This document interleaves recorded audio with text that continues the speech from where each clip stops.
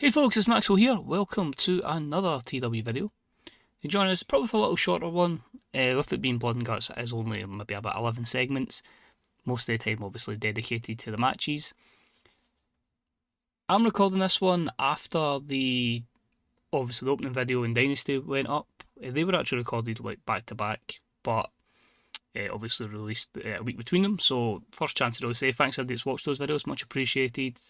All the nice comments is appreciated as well. As I say, over time, just a case of if there is anything you want to see, what we might go over, just leave it in the comments section in any video, and I'll cover it when I get to the next show. Because realistically, the videos aren't going to be that quick and that frequent.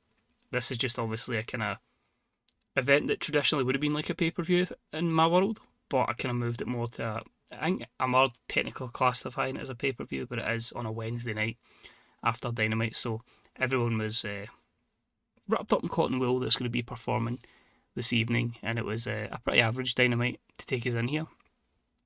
But I'll explain, the segments, why certain things happen as time goes along.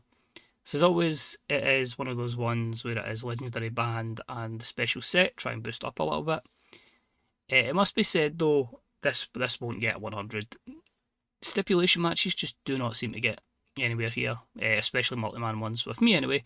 So I'm not expecting much for that, but as I say, it is going to tell the story that I'm hoping to tell over the next couple of months, which I've obviously been very forward in telling what the plan is. So looking forward to getting that kicked off today. But yeah, it should be decent. We done it last year at Arthur Ashe on the 14th of February, because I already see they were in May for this one. I think I may have maybe forgot to put it in. I was like, oh well, we need to do something and quick pivot.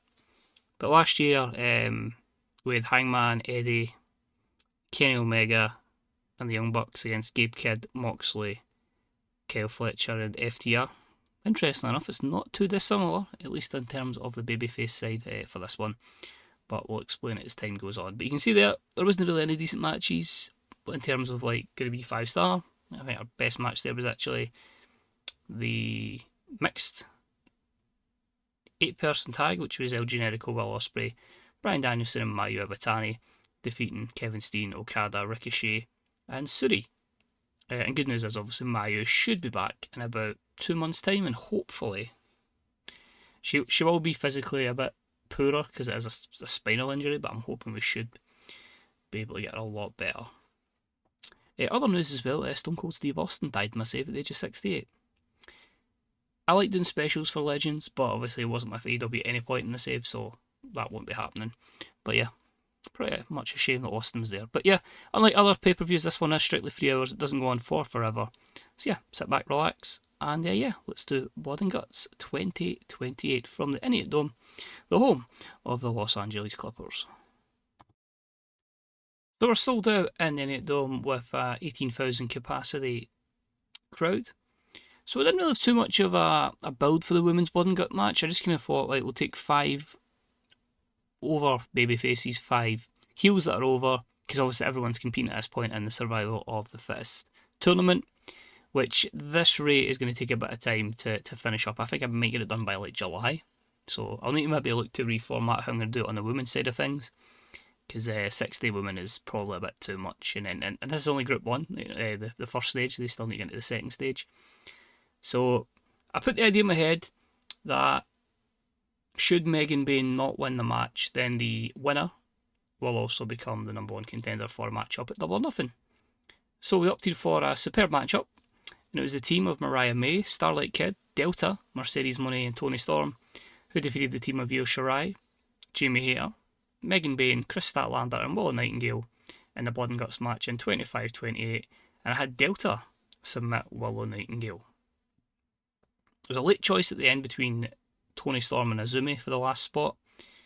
Starlight Kid wasn't meant to win either. It was actually going to be Tekla, and Tekla was going to win it, but because of her bad injury the year before, she refused to be in a match like this, which obviously knowing what Delta's like, what Tekla's like, is I wouldn't happen in real life, but that's just the way injuries work in this game, so we've got to deal with it. So looking forward to that Megan Bayne Delta program that will take place at Double or Nothing. But if we just look through it here, wrestling was 80, crowd was 78, and the segment itself was an 84. Some fantastic performances in there. Io won 91. I would say Mercedes is 88 and Starlight Kid's 92, just to name a few, but a lot of good 80s in there as well. You'll get quite a few negatives, I imagine. Physical condition, stamina wasn't an issue, which is good to see, so I'm in a good position there. But yeah, nice to be highlight of our women's division as well, which is only going to get stronger because practically every big name from WWE is coming in. I think Rhea's maybe the only one that isn't. So yeah, pretty strong. And after it, we just have like Delta just posing for the crowd, and the commentary team just getting over the fact that she'll be fighting Megan Bain at Double or Nothing. Next up, I wanted a few matches to kind of take the crowd down a little bit. I know I don't do crowd ups and lows, crowd management, that's the word. But I feel like you would get these kind of matches, and I don't want every match being like, oh, it has to be amazing, and I need a storytelling matchup. So here we had the Midnight Hour, Kofi and Austin Creed defeated the Gates of Agony in 13-16 when Kofi pinned Bishop Con with the Midnight Hour. So storytelling matchup, Creed get a 76, the overall matchup got a 70. I don't know if that many heel tag teams, that's something I'm going to have to work on. As I say, I feel the Midnight Hour have only been in the company for like 2 months, and they've practically faced every heel team at this point. They've at least been on Collision. So that was our first team on Dynamite, so I thought, yeah, it's a Dynamite team, gives them an opportunity. And yeah, they pick up the win, and of course more positive momentum. Next up, with a wild brawl that had some good wrestling and a decent reaction from the crowd, we had Gabe Kidd and Clark Connors defeat the Kings of Wrestling in 12:09 when Gabe Kidd pinned Chris Hero with a sick kick. This one got an 80, a nice 95 performance from Gabe Kidd. So this one's been built up over a period of time.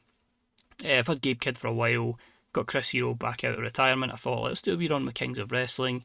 The plan was Kings of Wrestling and FTR, but I do need them at one point down the line.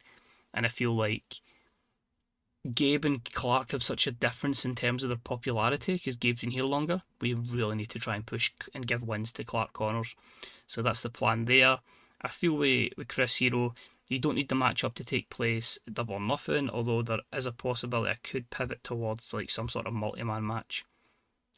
At this point in time, I don't know where I'm going with the tag division. So it's going to be a real interesting way to get it to where it is, because there's a lot of other things that pivot in certain ways. Last few weeks on Dynamite, we've had basically a few contenders putting their name in the hat for Kevin Knight's International Championship. We've seen frequent wins for Ricochet, we've seen frequent wins for Powerhouse Hobbs, and for Kaito Kiyomiya. So the plan was, do you know what, let's just have an all-star matchup. So Bout had some great wrestling, good heat, and we had Kevin Knight defeat Powerhouse Hobbs, Kiyomi, and Ricochet in 13:49. Apologies I butchered his name. In 13:49, as I say, with Kevin Knight pinning Ricochet. Steal the show matchup for the evening, and a 12th defence of the International Championship from Kevin Knight. He is so close to 1 year as champion. 80 segment overall, 84, 86, 82, 81. Performances are all fine. Hobbs is really getting over, which is good to see. So yeah, overall, happy with it.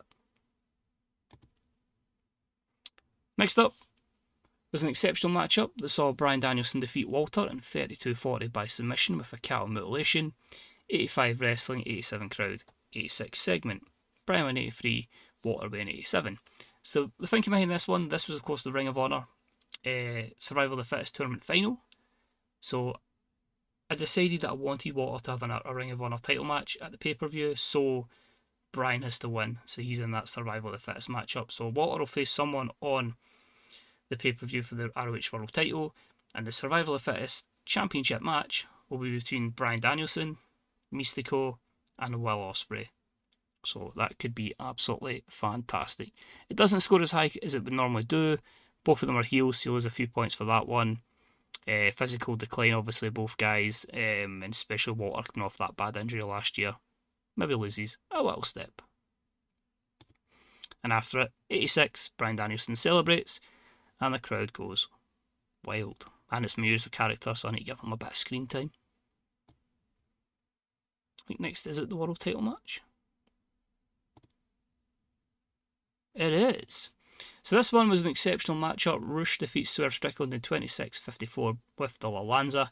This is following interference from MJF, giving Rush his second defence of the AEW World Championship. So a lot to go on here. So obviously MJF was in a kind of feud with Swerve at the last pay-per-view at Dynasty. Swerve won a fatal 4-way on the Dynamite after to be the number 1 contender. This obviously pissed MJF off massively, and he said he was going to get his own back on Swerve Strickland, and of which he cost him this championship matchup. 89 for Swerve, 92 for Rush. They have good chemistry, so that lifts that. Creative finish was good, so that boosts it a little bit more, but the lack of psychology takes it down a few points. So you could maybe say a 93 is probably where they would be, because I think the creative finish would probably cancel out the psychology. Maybe go 94, 95, but as I say, it's not a blood and guts match, so it's not the main event. But yeah, Rush will go in as a world champion to Double or Nothing. And long beatdown after it. MJF is not finished with Swerve Strickland, beats the hell out of him. Swerve takes a stunt bump during this one to boost that a little bit, but at 93, the plan with these two is to have some sort of gimmick matchup at Double or Nothing. So happy with that. And that leads us to our main event, and forget exactly what I said about these matches not drawing, because it's got a 94. But anyway, superb matchup. It was the team of Roman, Aussie Open and FTR defeating Hangman, Kenny Omega, the Young Bucks and Will Ospreay in a blood and guts match in 37:56 when Roman knocked out Adam Page following interference from the debuting Drew Galloway. So the first one to cross the line in the invasion is Drew Galloway. So my thinking with this one is Roman's been predominantly on Collision. So he's had issues with Ospreay, he's had issues with Kenny. Kenny obviously phones the Bucks. The Bucks were being friends again with Hangman on Dynamite, doing a couple of 6-man tags. So I felt to go that way. Roman, obviously normally in any situation would go straight to Jimmy and Jey Uso, in this case Jonathan and Joshua Fatu. They are rotten in this. They're terrible. Their stats are terrible. They're not over. I'd release them if I could. So, in my eyes, he sees that Kyle Fletcher's been utterly phenomenal, one of the top guys on Collision. Mark Davis has been running through everyone and is an AEW TNT champion, and of course FTR are the AEW Tag Team champions. So he knows these guys not just hate the Bucks, but they are fantastic, well accomplished wrestlers as well. And it's that way at this point. They don't know his plans. They don't know his intentions. They just say he's laughing at all these people putting their bodies through a line in the survival of the fittest, and he's just resting up. So we'll see how this goes, because I need to get Roman back over popularity-wise. But yeah, 83 wrestling, 79 for the crowd, and a segment of 94. If we just look at a few of the performances in there, you can see Will Ospreay by 95. Nick Jackson was an 86. Hangman was a 94. Kenny dropped him a little bit, so he's in a pretty big physical decline. And the two I told you about, Mark Davis 84, Kyle Fletcher 90, they're really kicking on. Drew Galloway has debuted his Scottish psychopath gimmick. It was an initial rating of great. We had a creative finish, and that's with Roman off his game. So that maybe could have been a little bit higher. And Mick Foley, our road agent, says that Nick Jackson might have a little boost to his psychology.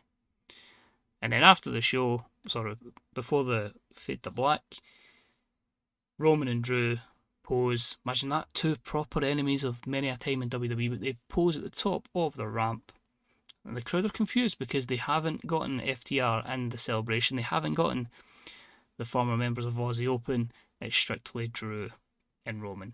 An Angle's success here gives it a boost. Obviously their popularity helps. A 94. This might come close to 100. I think maybe about a 97 with the boosts. 98. But yeah, a lot better than I thought it was going to be. And yeah, that's the seeds have been planted then. The first one to come in. There was a few ways I was going to go. I was actually tempted to debut Cody as a babyface, as the fifth man for the babyface team, but I felt like we can drip him in at one point. But it just means over the next couple of weeks when I'll be doing my kind of TV shows, there'll be people interfering left, right and centre, there'll be attacks, wherever. In the next 2 months the roster's going to look very, very different and very, very bloated. But as I say, that's my show. Power. So yeah, that's pretty much it. As I say, thank you very much for watching. I'll go ahead now and book the rest of the week's television. Start debuting, well, I've got Shimmer to book next, so I'm hoping to debut. Maybe have Jade Cargill or somebody pop up backstage. We're not going to have everyone debut at pay-per-views because they're going to get a bit unhappy with morale, and everybody's contract pretty much starts at the same time. So thanks for watching. Any questions, let me know. Anything you want to see, let me know as well. Happy to cover it. just as long as people let me know what they want to see. And yeah, I'll see you whenever, as Orange Cassidy would say, at one point, whenever I decide to book Double or Nothing. But take it easy, and I'll see you soon. Bye bye.